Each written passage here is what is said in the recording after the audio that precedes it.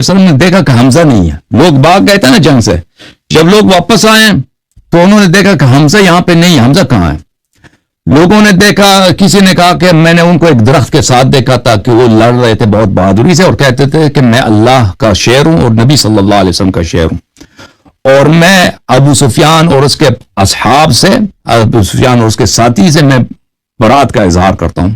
اچھا, فصار نحوہ, نبی صلی اللہ علیہ وسلم اس جگہ پہ گیا جب انہوں نے دیکھا کہ زندوں میں ابو سفیان حمزہ علیہ السلام زندوں میں نہیں ہے, تو اس شخص نے کہا تھا کہ وہ درخت کے ساتھ میں نے دیکھا تھا, وہ بہت بہادری سے لڑ رہے تھے وہاں پہ.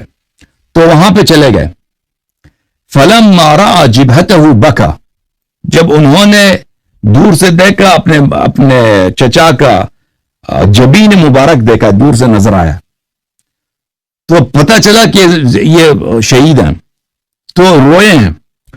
وَلَمَّا رَأَى مَا مُثِّلَ بِهِ شَهِقٌ, اور جب رسول اللہ صلی اللہ علیہ وسلم نے دیکھا ہے کہ ہندہ نے, جو معاویہ کی ماں ہے, اس نے حضرت حمزہ کی ناک کاٹی ہے, کان کاٹے ہیں, ہونٹ کاٹے ہیں, اس کا بالکل مسئلہ کر دیا ہے, تو نبی صلی اللہ علیہ وسلم نے شہقہ مارا ہے. شہق, نبی صلی اللہ علیہ وآلہ وسلم نے چیخ ماری ہے.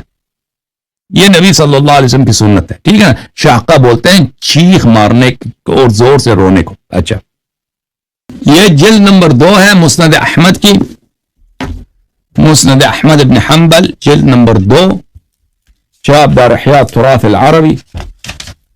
یہاں پہ میں آپ کو لے کے چلتا ہوں صفحہ نمبر 119 میں, 129 میں, 129 میں, یہ پیج نمبر 129 ہے, ٹھیک ہے نا. اس میں ملاحظہ کریں حدیث نمبر 4964, 4964.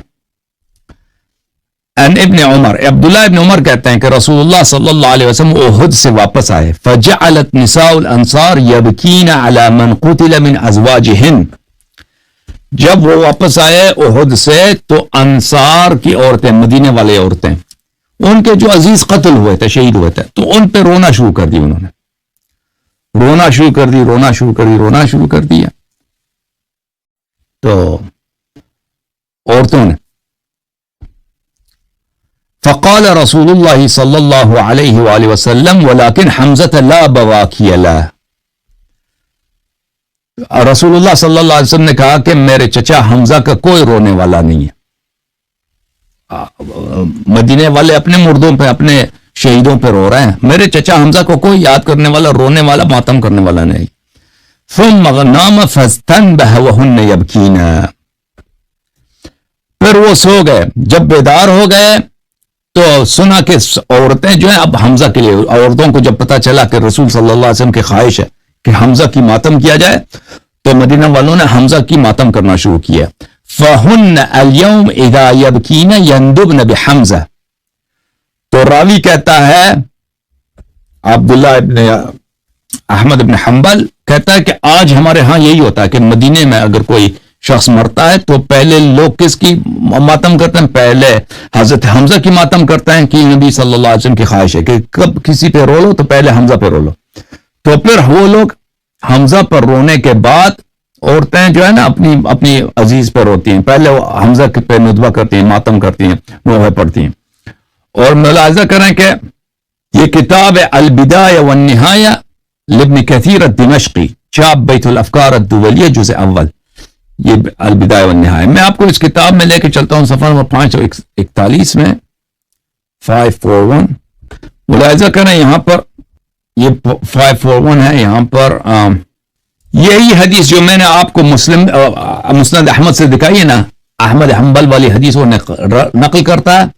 فَهُنَّ الْيَوْمِ إِذَا يَبْكِينَ يَنْدُبْنَ حَمْزَةَ وَهَذَا عَلَى شَرْطِ مسلم, کہ فرماتے ہیں یہ حدیث جو رسول صلی اللہ علیہ وسلم نے مدینہ والوں سے گلایا کیا کہ تم میرے چچا حمزہ پہ کیوں نہیں روتے, تو یہ صحیح ہے بشرط مسلم. اور مدینہ والوں نے رونا شروع کیا تھا, ندوہ اور ماتم کیا تھا حمزہ پر, اور آج تک حمزہ پہ ماتم ہوتا ہے.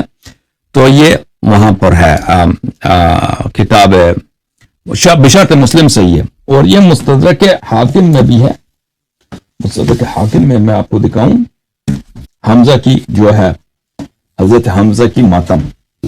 دیکھو یہ المستدرک علی الصحیحین ہے، جلد نمبر 1 ہے، جزء اول، چھاپ دار الفکر، یہ صفحہ نمبر 490 ہے، 490. حدیث نمبر 1438 ہے. انس روایت کرتے ہیں ھذا حدیث صحیح علی شرط مسلم، علی شرط مسلم، ٹھیک ہے نا، حدیث پہ شرط مسلم. 1438 وافقہ الذہبی فی التلخیص، علی شرط مسلم، ذہبی نے کہا کہ یہ بشرط مسلم صحیح ہے. وہ اشہر حدیث بالمدینہ فإن نساء الانصار لا يندبن موتاہن حتی یبکین حمزہ وإلی یومنا ھذا. ذہبی کی وفات ہے سنہ 748. ذہبی کی وفات کب ہے؟ سنہ 748 ہجری کو. کہتا ہے یہ بڑا حدیث مشہور ہے، اور کہتا ہے آج تک ہمارے ہاں اسی طرح ہے کہ مدینے میں عورتیں اگر کسی مردہ پر ماتم کرنی ہو کہ کوئی مر گیا ان کا، پہلے اس اپنے مردے پر نور ہوتی ہے. ہمارے پاس رواج ہی یہی ہے، سب سے پہلے حضرت حمزہ علیہ السلام پہ ماتم کرتی ہیں عورتیں، پھر اپنے مردے پر ہوتی ہیں. ابھی تک انہوں نے، یعنی ذہبی کے زمانے تک انہوں نے یہ جو ہے یہ سنت برقرار رکھی تھی، رسول اللہ صلی اللہ علیہ وسلم کی جو خواہش تھی. ٹھیک ہے نا. حدیث یہی ہے بھائی کہ رسول اللہ صلی اللہ علیہ وسلم جب احد سے واپس آئے، انہوں نے سنا کہ انصار کی عورتیں گریہ کر رہی ہیں، تو انہوں نے کہا لیکن حمزہ لا بواکی لہ، انہوں نے کہا تھا افسوس میرے چچا حمزہ، اس کے لیے کوئی رونے والا نہیں ہے، اس کا کوئی اس کو یاد کرنے والا نہیں ہے. تو کیا ہوا؟ فبلغ ذلك نساء الانصار، تو یہ خبر مدینے کی عورتوں کو پہنچی ہے. فبکین لحمزہ، بھلی تو وہ رونا شروع کیا انہوں نے پہلے. پھر وہ حاکم کہتا ہے کہ فإن نساء المدینہ لا يندبن موتانا حتى يندبن حمزہ وإلى يومنا هذا.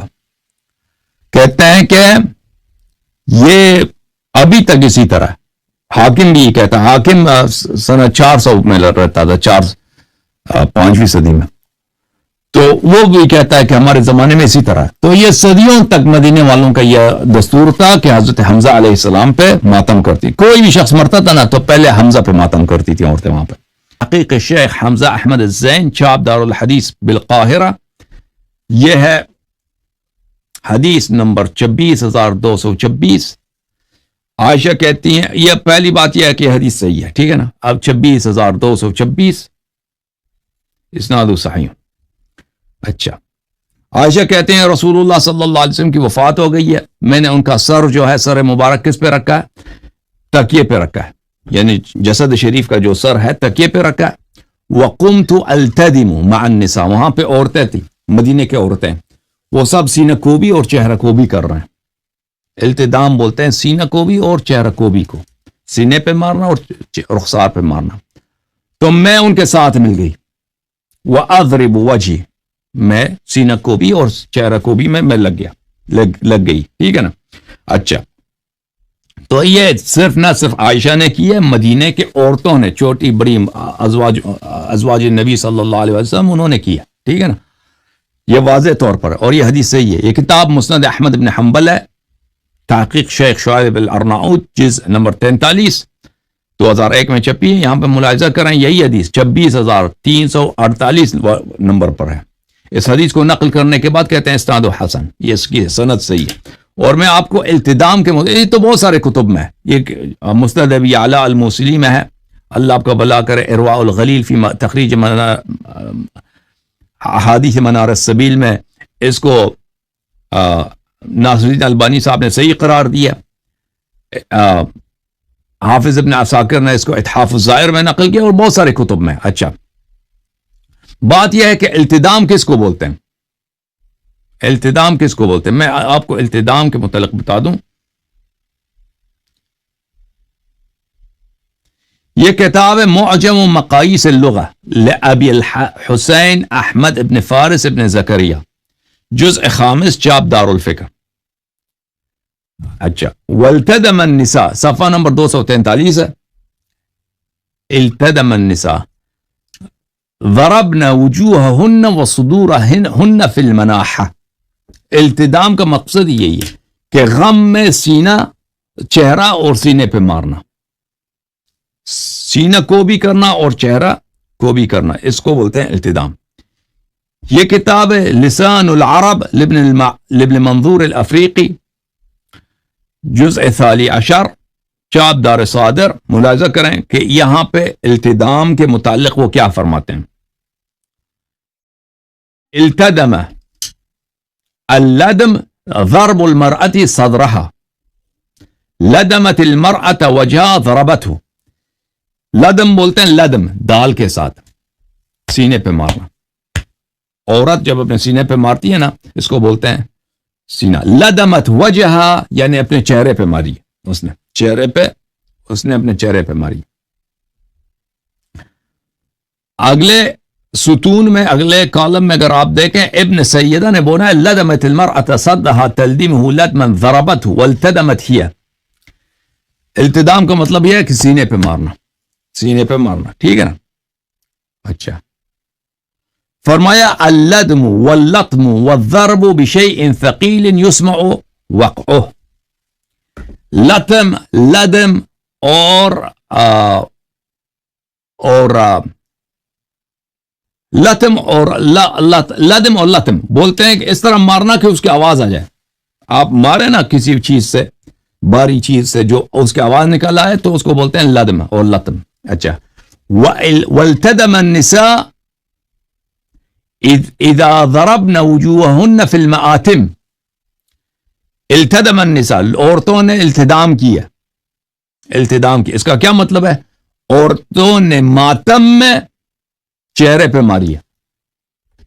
والدم واللدم الضرب، لدم بولتے ہیں مارنے کو، والتدام النساء من هذا، التدام اسی ضرب سے، مارنے سے۔ والتدام النساء ضربهن صدورهن ووجوههن في النياحة، عورتوں کا التدام اپنے سینوں پر، اپنی چھاتیوں پر اور اپنے چہرے پہ مارنا نوحے کی حالت میں، اس کو بولتے ہیں، ٹھیک ہے نا۔ اچھا، اللہ آپ کو، یہ بہت سارے کتب میں ہے تو میں نہیں اس سے زیادہ ضروری نہیں، واللہ میرے پاس ریفرنسز بہت ہیں۔